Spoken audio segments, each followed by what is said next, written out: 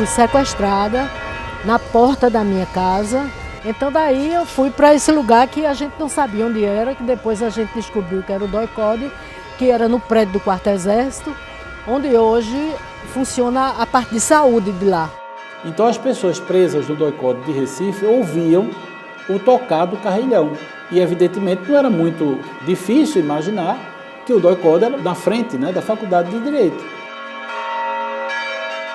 Lá eu fui torturada e eu não sabia o que eles queriam, porque nesse momento eu não estava participando de nada, eu estava afastada.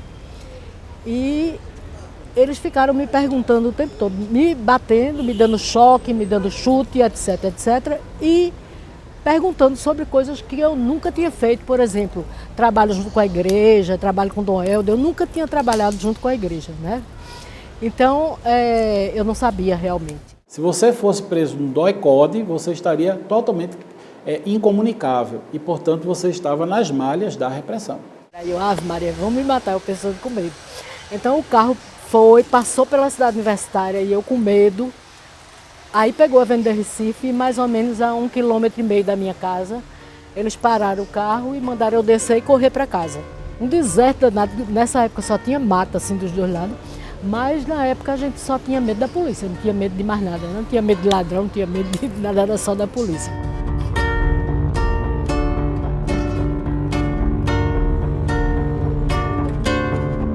Quem passa pelo Hospital Militar Diária do Recife, na esquina da Rua do Príncipe com a Rua do Hospício, não imagina que neste local pessoas foram presas e torturadas. Aqui funcionava uma das 7 unidades do DOI-CODE, centros ligados ao Exército criados em 1970 para arrancar informações dos opositores da ditadura militar. A violência era tão grande que muitos morriam.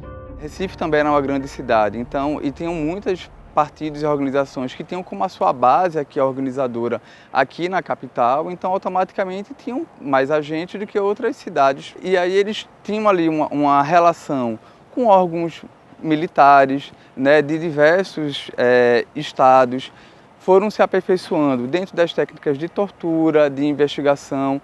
Todas essas pessoas que lutavam contra a ditadura ou estavam associados a isso, porque não necessariamente todo mundo que foi atingido era militante, era tido como um inimigo da nação. Existia uma ideia de guerra interna. Eram associadas ao terrorismo, mas elas não eram terroristas.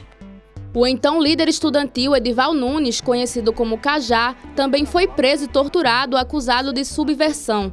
A prisão dele, ordenada pelo DOI-CODE no final dos anos 70, foi motivo de vários protestos pelo país. Cajá passou por 5 presídios diferentes em mais de um ano de prisão.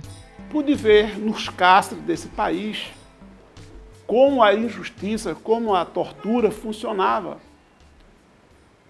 Quer dizer, esses presídios brasileiros é um retrato da desigualdade, das injustiças no nosso país.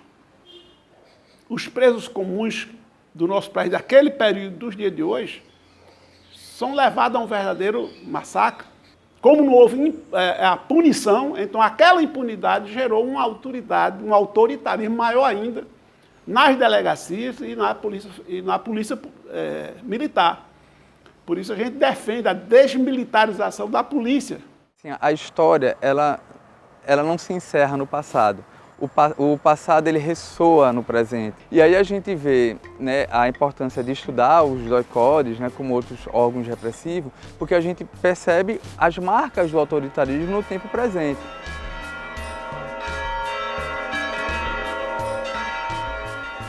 Eu acho que o importante quanto mais a gente contar essa história, quanto mais a gente falar, é mais importante, né? Porque mais pessoas têm consciência. Porque você acredita que tem gente ainda hoje que diz que não houve ditadura no Brasil, né?